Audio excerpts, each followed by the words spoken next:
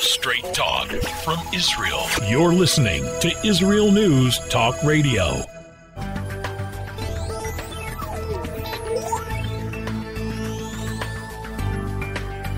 Welcome to the Science of Kabbalah with your hosts, Rabbi Yitzchak Michelson and William Hall, here on Israel News Talk Radio.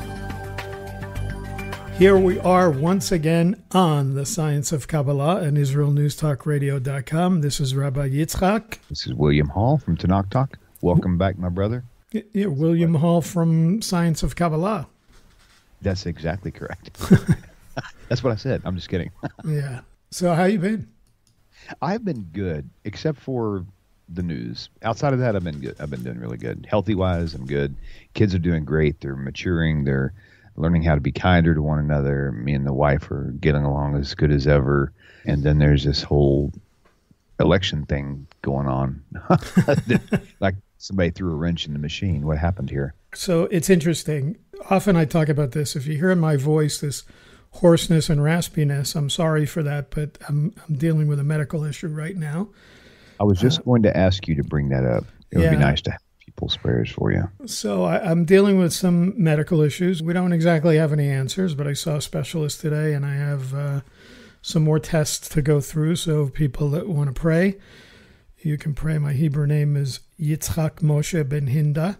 I appreciate your prayers. I'm not just ready to talk about all the different issues that I'm going through, but at some point I'm sure I'll be ready to talk about that when I have some more answers. But, so you bring up the election. So it's interesting. I'm bringing up the hoarseness and the raspiness because sometimes in the past few weeks I haven't been up to doing the show or your schedules have been off. And so I've done the show with Leah. So last week I actually asked them to play a previous show. And the show that they played last week was called Does Kabbalah Have an Answer for Politics? So here we are. You're bringing up the elections. I don't know about you, but when I was raised, my mother would always say that around the dinner table, there were two things that you should never talk about. Religion and politics. Religion and politics. And guess what? It reminded me of a really cute, like almost a two-liner joke. And it says, the irony of childhood is for the first 2 years of a kid's life, the parents are trying to teach them how to walk and talk. And for the next 16, trying to tell them how to sit down and shut up. So now we're having to sit down and shut up about politics and religion. Smart advice usually. But we're not going to. So today, not going to today. So today it's me and you around the dinner table, and we're going to talk about the two things that we're not supposed to talk about, religion and politics. This is Rabbi Yitzchak's and William's opportunity to vent. You're not going to want to miss this venting, so stay with us. We're going to be right back after a short break here on IsraelNewsTalkRadio.com. How did a nice Jewish girl from Delaware end up living in Israel? Shalom, I'm Natalie Sapinski. Join me on my show, Returning Home.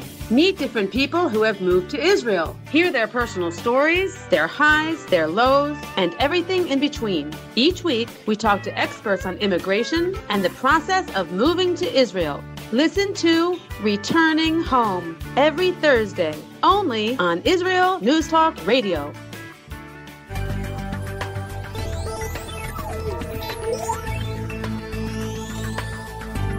Welcome back to Science of Kabbalah with Rabbi Yitzchak Michelson and William Hall, here on Israel News Talk Radio. Welcome back to Science of Kabbalah here on Israel News Talk Radio. If you're tuning in for the first time, you need to go back and listen to the beginning because this is going to be a hot one. Either that or you have to turn your radio off. Yeah, up or off. You're going to want to do one of the two. You're not going to want it down low, whatever the case may be. Yeah, it depends on your perspective. To use a term that's been around, we're unmasking ourselves today. Yes, indeed. Wow. And this may be your only opportunity to hear the unmasking of what we're talking about today. So you might want to share this episode with your friends. So as I said before the break, I talked about the fact that last week I asked them to play a repeat, and the repeat happened to be called Does Kabbalah Have an Answer for Politics? And I listened to a little of our show last year because I can't even remember what I ate for breakfast yesterday. So remembering what I spoke about last year is going to be difficult. But, one of the things that we always talk about, this obviously being a show about Kabbalah, you and I often talk about the idea of dualities. We talk about, we have the main structure, you would say, of Kabbalah called the Eitz Chaim, the tree of life, and the tree of life having these emanations or attributes, or what we call the Sferot, starting at Keter, crown, to Chachma, which is wisdom, and Binah, which is understanding. And many people have heard all these things. And then we get into, just below that, the 6 lower Sferot, and we have Chesed on one side, which is loving kindness, and Gevurah on the other side. And so you have a right side and your left side. We have good and evil. We have physicality and spirituality. So you and I talk about that often. And one of the things that we talked about last year related to these dualities, and it's interesting when you start talking about left and right, is you have the Democrats and the Republicans. Mm-hmm. And certainly when we're talking about politics and we're talking about what's going on in the U.S. in this last election cycle, which, by the way, regardless of where you stand today, things are not over. I met a friend of mine on the street today. He's not from America. He's from England. And so he asked me, Yitzchak, he goes, what's your take on the whole thing? And I basically said, we have an expression, Lawrence, in America. It's not over until the fat lady sings. And and so the fat lady is not sung yet. Some people think that's related to opera. It's also sometimes people relating it to a famous singer named Kate Smith, who used to sing the national anthem. Interestingly enough, where at a lot of the Pennsylvania, for the Pennsylvania teams, like the Philadelphia Flyers hockey team and so forth, which is interesting because Pennsylvania and Philadelphia specifically is known to be the hub of corruption. And when you're looking at this elections and stuff, right? Yeah, when you're looking at what just happened, I don't know how much you've stayed on top of what actually happened in Pennsylvania. At arm's reach, because I very easily will get so wrapped up in it that it will completely consume all of my time. Aware of what's going on, but I'm trying not to get overwhelmed with it. So okay, so for the sake of the listeners and for the sake of my own sanity, I'll kind of give you a little bit of an overview of the whole thing. The governor of Pennsylvania, Governor Wolf, is an outwardly, openly virulent Trump hater. All you have to do is look at any of the things he said over the last 4 years, and you can say that he clearly, openly hates President Trump. Governor Wolf decided to go to the state legislature in Pennsylvania to try and get the law changed to allow votes to come in up until Friday, not just on Election Day, but if the votes came in past Election Day, Wednesday, Thursday, and Friday, they would still count. The legislature denied him. He then went to the state Supreme Court and asked the state Supreme Court to step in, which they did, and they changed law. Now, if you know anything about American politics and you know anything about the Founding Fathers, you know that the Founding Fathers set up a government with checks and balances. This is why we have an executive branch, a judicial branch, and a legislative branch. The legislature is the only group of people that are supposed to be able to make laws. So basically what happened in Pennsylvania is that the state Supreme Court did something that literally is against the Constitution. They decided to make a law the week before the election to allow ballots that came in after Election Day to be counted. So that's a situation where you're talking about open, unconstitutional action and open corruption. And this is why I think it's so interesting when you look at all these connections and you think about it. Where was the Declaration of Independence done? In Philadelphia. This is where our founding fathers decided many of these things. And yet this is a place that has become one of the most corrupt places in the world, and you have President Trump being ahead over 700,000 votes on Tuesday night of election night. And then within a day and a half, within 24 hours, he goes from being 700,000 votes up to 40,000 votes down.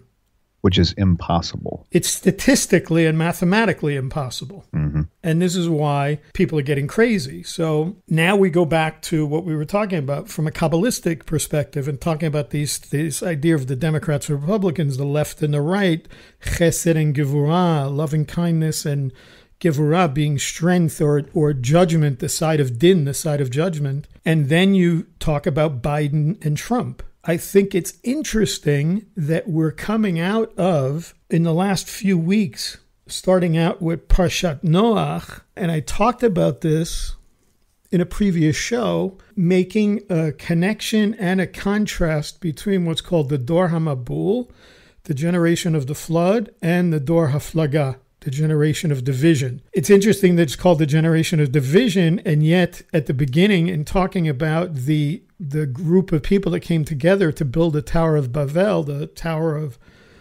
of Babel, they're called the Dor HaFlaga, and yet it says they were of one language and they had all things in common. Mm-hmm. Which, now think about that. What generation resembles the Dor HaFlaga more than this generation today, especially the generation of the left? Mm. Because what's going on, you have people that are saying, either you say what we say, you use the words that we say, if you're not with us, you're against us. And you basically, people are afraid to speak today. We talked on that show last year about the violence and what was the main thing. Now, a lot of people think that it was sexual immorality and things like that, and that could be a component of it. But Rashi, who's one of the greatest Torah commentators, Rashi says that the generation of Noach, the Dor HaMabul, the reason was robbery. Just like stealing boats. just like stealing. Thou shalt not steal. Hamas actually talks about violence, and we're seeing that as well. This generation of division where it's so, we have a term in Hebrew, hafuch. One of my favorite drinks is cafe hafuch. It's upside down coffee. It's sort of like the idea of having a latte. And this is what it is. People would say that you have Trump, and I know that there are a lot of people that don't like him. They think he's uncouth, he's unpolished, and that's probably very true. He's a New York guy. He's well educated, but he's raw and he's unpolished, and people don't like what he has to say. And they talk about him being the one that's all about division, and he's about hate, and he's an anti-Semite, and he's a racist, and so forth. And yet, the real Dor HaFlaga, the real generation of division, are the ones that are out there that are causing violence, that are going out and attacking anybody who doesn't agree with them. Right. And I hate to say it, but you don't see, no matter what people want to say, they can say whatever they want. They want to call people deplorable. They want to call them racist. They want to call them anti-Semites for being Trump supporters.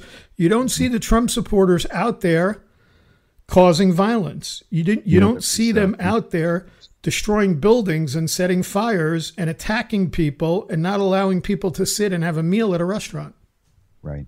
There was a news clip where Biden had come into Austin in their big bus in their campaign, and they were escorted around by a bunch of Trump supporters.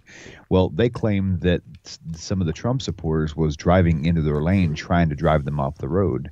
Yet someone took a photograph of their bus actually crossing into their lane, trying to drive them off the road. Exactly. And it's just a constant fake news baloney. Look, it's like I told you, I've been, we did several months ago, we had the professor on who's an expert in conspiracy theories. And he said, look, everybody has their conspiracy theories, and when we talked about it, and I'm not one that buys into conspiracy theories. As a matter of fact, usually when people send me videos or they tell me, hey, look at this, I say, no, I'm not willing to look at that. But I got news for you. There are some compelling videos out there, and there's some compelling evidence out there. And I'm not talking about from crazy news sites. I'm talking about legitimate sources that are showing compelling evidence of what's happened from the very beginning, going back to 2016, and the way things were set up and the way things were done to the Trump campaign and the way they came after General Flynn and the way that they came after Carter Page. And And they have the evidence for this, and yet because we're talking about a media today that will not control this big tech, and it's like you said, you called it fake news, fake media. It's like the media is not like the media that I grew up with, just like the Democratic Party is not the Democratic Party of my parents that I grew up with. So we have to go to a break, William, but when we come back, we're going to continue the discussion, see what's being said out there by some of the other rabbis, and continue our rant and rave about what's going on in the U.S. So stick with us. We're going to be right back here on the Science of Kabbalah on IsraelNewsTalkRadio.com. Shalom, everybody. Making a difference often takes just one moment and one person at a time. I am Orly Benny Davis, your show host on Israel News Talk Radios from Jerusalem with love. You'll be hearing people talking about politics, religion, social issues, and making a better tomorrow. Join me, Orly Benny Davis, for God and Country. From Jerusalem with love. Wednesdays on Israel News Talk Radio.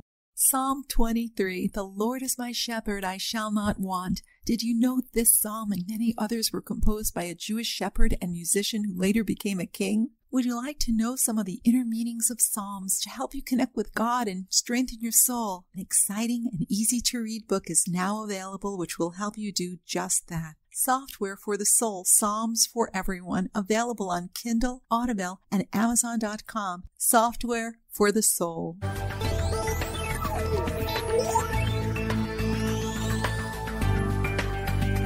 Welcome back to Science of Kabbalah with Rabbi Yitzchak Michelson and William Hall here on Israel News Talk Radio. What a hot day it is out here. It's so cool out, I'm learning more than I want to know. I told you before, I've been keeping this politics at arm's reach because I don't want to get so involved in them. I would much rather just wait and hear the outcome and avoid all that pressure in my thoughts. And to be more clear, my wife and even my teenagers are very heavily into keeping up on everything on the news about the whole Trump versus Biden. And you said something earlier that was really, I don't know if you said it on the air. Mm-hmm. I don't think you did, but I'm pretty sure you're going to. Tell me a little bit about Kamala Harris. So first, I just want to say this. It really comes down to an idea of, and this is something that we're going to get to it in a few minutes, maybe in the last segment, a video that came out from Rav Yoel Schwartz, who's a big Talmid Chacham here in Israel, that put out a video talking about the whole Trump-Biden thing. And one of the things that he says is it's not important who won. It's important what happens to America at this point. And this is coming from a rabbi who's not from the U.S. He speaks only Hebrew and Yiddish, but he's bringing a perspective from the Torah. Now, one of the things that he goes deeply into, and we'll get to at some point, is the gematria, the numerology that we know in Kabbalah that exists as well. When you look at certain names, when you look at words, and what every Hebrew letter has a numerical value to it, and we see a lot in Kabbalah related to numerology. So it's interesting also that we see there are different things that we do. A lot of the Kabbalists, the Ari HaKadosh, and many of the Kabbalists would look at certain words or look at certain names. Rabbi Nachman does this a lot as well, where you would look at a particular word or a particular name, and you could see that the rearranging of the letters would spell something else. So it's interesting if you look at Kamala, or a Kamala. I know she doesn't like Kamala, but she pronounces it Kamala. If you reset the letters around, it spells Amalek. There's the money shot. Yeah, there's the money shot. So you're talking about a situation where, again, and going back to a Kabbalistic perspective, when we were talking about the two sides, the left side and the right side Chesed is always about giving, and the left side of Gevurah, of judgment or strength, is always about receiving. And when you think about it, going back to the idea of certainly if you're talking about the Democrats and the Republicans in this, and certainly if you're talking about the Bidens, it seems like the media wants to ignore this whole thing that's coming up now about Joe Biden's son, Hunter Biden, everybody, because of what's happened in the last week with the election, and that's on everybody's mind and what's going on with the election.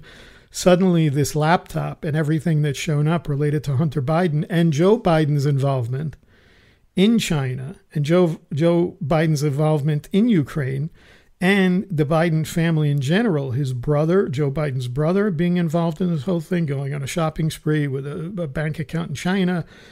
All these different things are just being pushed to the side. So we're talking about the difference between, think about this. President Trump came into office. You're talking about a billionaire. You're talking about a guy that doesn't need the money. He doesn't have to go out there and try and hold people hostage for money. He doesn't need to fill his pockets.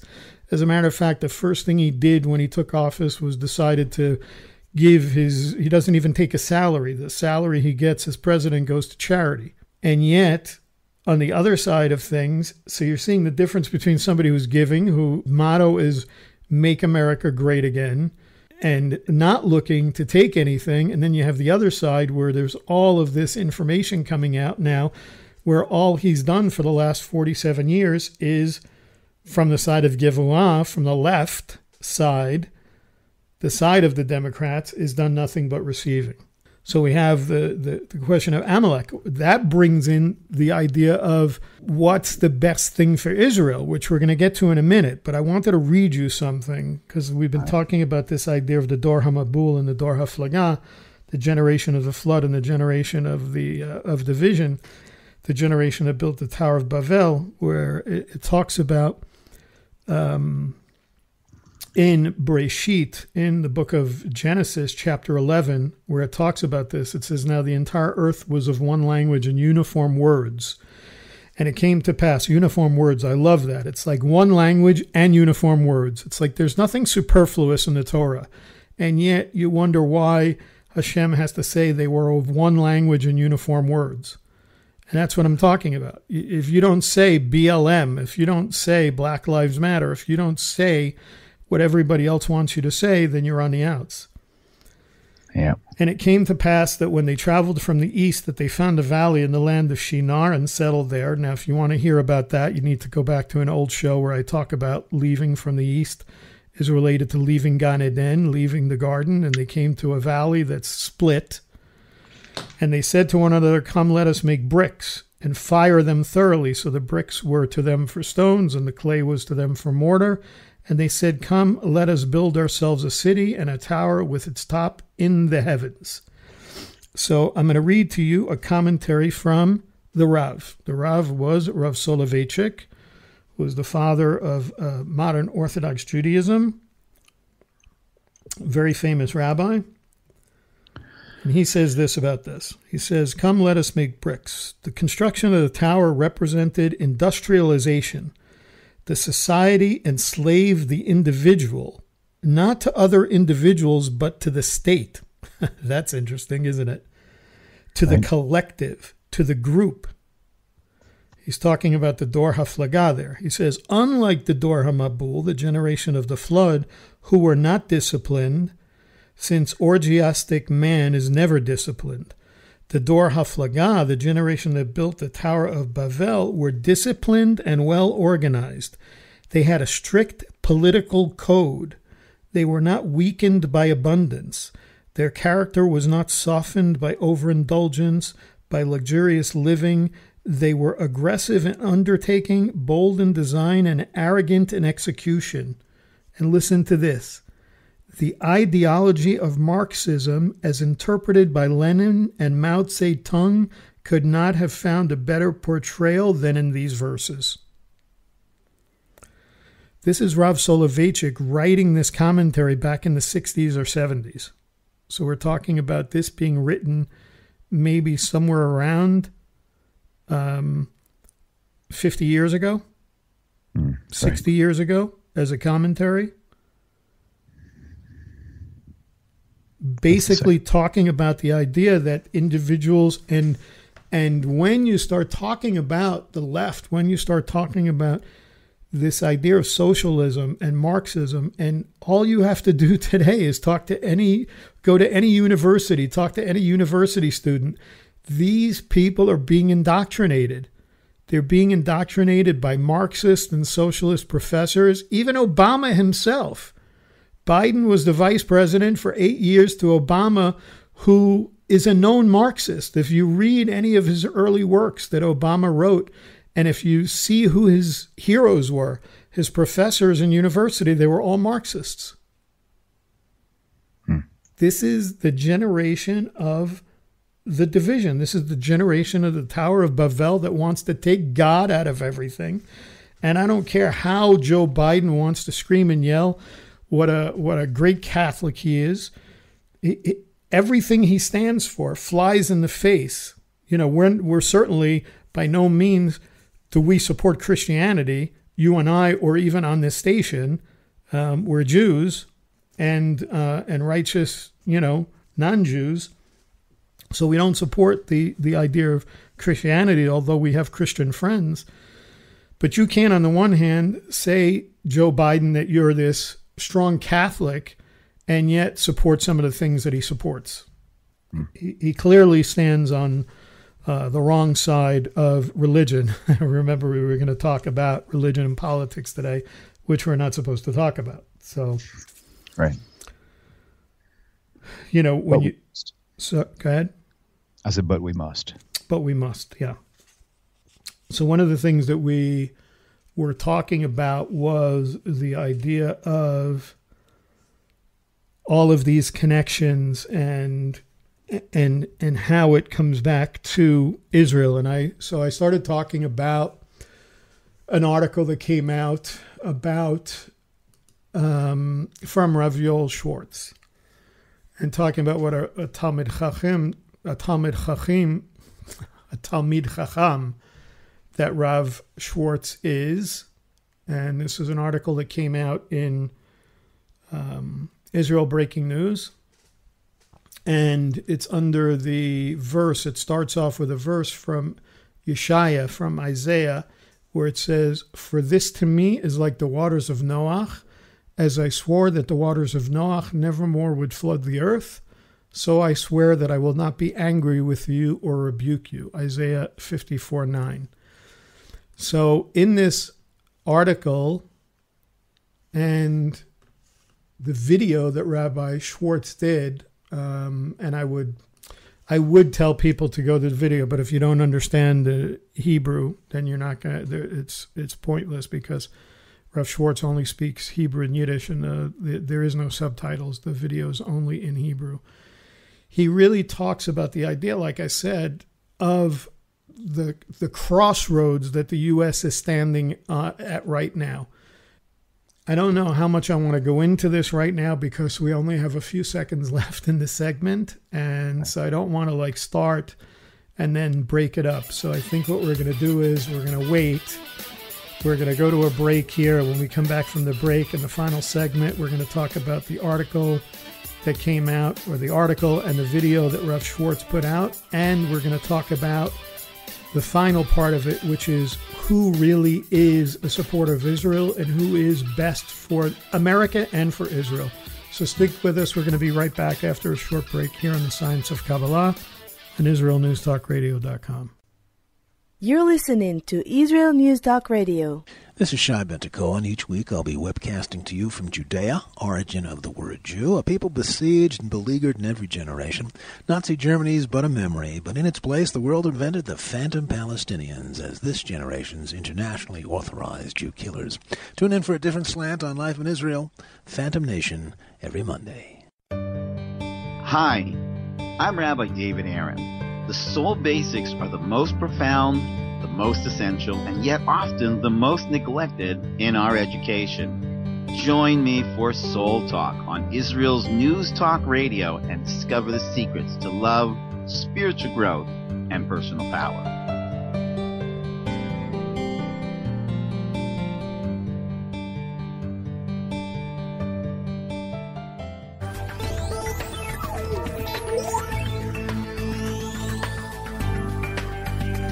Welcome back to Science of Kabbalah with Rabbi Yitzchak Michelson and William Hall here on Israel News Talk Radio. So welcome back. William, before the break, you and I were getting ready to start talking about this article and this video that I talked about that was put out by Rav Yoel Schwartz, who's a very well-known rabbi here at Israel. And like I said, the video was done in Hebrew. And he's really talking about the idea of America and where America stands right now. And what he says is it's not really important who wins the election, but where America goes based on who ends up leading it. He basically, like I said, talks about the U.S. is standing at a crossroads with one possible path, and this is what the article says, one possible path leading to an essential Esav role in the final redemption, while the other path leads to a far darker reality. And what he does is he compares it to what you and I were just talking about, more related to the generation of the flood. Well, why is that? What's the significance of that? Well, for you, living in the U.S., Election Day was November 3rd. Mm-hmm. For us in Israel, and for people who follow the Hebrew calendar, it was the 17th of Cheshvan. Now, according to Jewish tradition, the rains that started the Dor HaMabul, the generation of the flood, started on the 17th of Cheshvan. What's really also interesting is that the first rains that occurred here in Israel happened on the 17th of Cheshvan. Wow. So you had the flood started on the 17th of Cheshvan in the days of Noach. You had Election Day in the U.S. take place on November 3rd, which happened to be the 17th of Cheshvan. And you had the first rains in Israel start on the 17th of Cheshvan. So now what Rav Schwartz tries to do now is he tries to determine what that means. Are these rains of blessing or are these rains of a flood? He talks about this idea of, again, the gematria, what we're talking about, Hebrew numerology. And he says that when you look at the Hebrew word for rain, Geshem, the gematria is 343. And he says the gematria of Ze Trump, this is Trump, is 342. So it's one less than Geshem. And then he says the gematria of Mabul, flood, is 78. And then he says if you look at Ba or Bo, Biden comes or Biden arrives, it's 79. So you have Geshem, rain, 343. The gematria of Ze Trump, this is Trump, is 342, is one less. Then the gematria of Mabul, which is the flood, is 78. And the expression Ba or Bo, Biden arrives or Biden comes, equals 79. So you have 79, 78. So he says that when you look at these two things, that they complete each other because one is too few and the other one is too many. And he says they're connected because they're both connected to the rain that fell on Election Day and to the rain that fell after Noah entered the Teva, after Noah entered the ark. And he makes the argument that if Trump is elected, the rains will be a blessing, allowing the fields of the world to flourish and the world to benefit. And if Biden is elected, the very same blessing will turn into a flood that will destroy the world. This is not my words. This is the words of Rabbi Schwartz. Wow.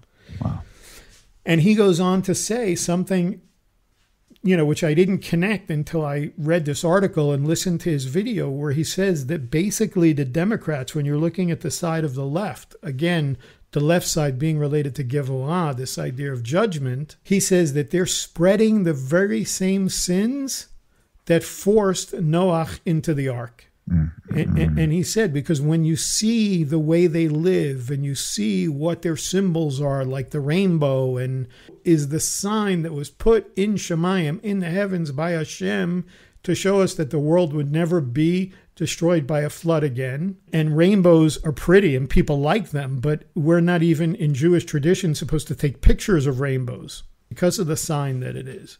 Oh, right. Right. And also in Jewish tradition, the rainbow represents the male organ and the sins that were committed that led to the flood, when we're talking about that orgiastic society that Rav Soloveitchik talked about. And so he talks about them, that the Democrats being connected to the Dor Haflaga, the generation of division, the generation that was building the Tower of Babel, as comparing them to a generation that's flaunting their sins in the face of Hashem. And he says, why do they do that? Because they know that he already made the promise that he would never destroy the world by a flood again. Mm-hmm. And he connects it, obviously, to an Obama and Biden administration that allowed the kind of things that they allowed, that I don't want to go into here, but people know what they allowed. You know, one of the things you can talk about is, and regardless of what people think, you know, certainly one of them is the idea of abortion and the murder of infants, which is something that that Biden as a Catholic should be totally against, and certainly he's not when you see his position, and certainly, you know, Kamala, his counterpart who he's running with, certainly being the most liberal of any senator, certainly has made it clear what her position is on that subject. Right. So, I mean, I could go on and on with what Rav Schwartz talks about, and people can certainly people can look at it and go further into it. The other thing that I wanted to say is, it's always interesting to me in talking about what's best for Israel. So I have not been able to find it, and it's certainly not surprising to me that I've been unable to find the video on this. I've actually been searching for months and months on this, because people will always say, you certainly hear people on the Democratic side, on the left side, talking about, oh, Joe Biden's such a friend of Israel. I remember this going back to 1982, Menachem Begin, who was then Prime Minister of Israel, happened to be visiting the U.S., and he spoke. He met with many. He met with the president. He spoke at the UN, and he also spoke at the Senate. Biden in 1982, then Senator Biden, threatened to cut off U.S. aid to Israel. And in a heated exchange with Biden pounding on the desk, in speaking to Menachem Begin, he banged on the table and he delivered his threat. And I love this. I just wish I could find the video, but I can't. So I'm going to read to you what Begin's response was. Okay. Begin said to Joe Biden, then Senator, "Don't threaten us with the cutting off of your aid. I am not a Jew with trembling knees.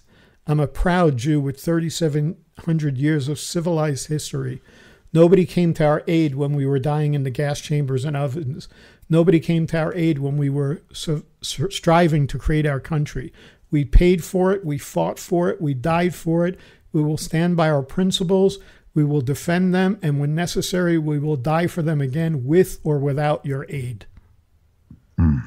This is what Menachem Begin said. Anybody who has any semblance of the ability to search these things out, you can search it out.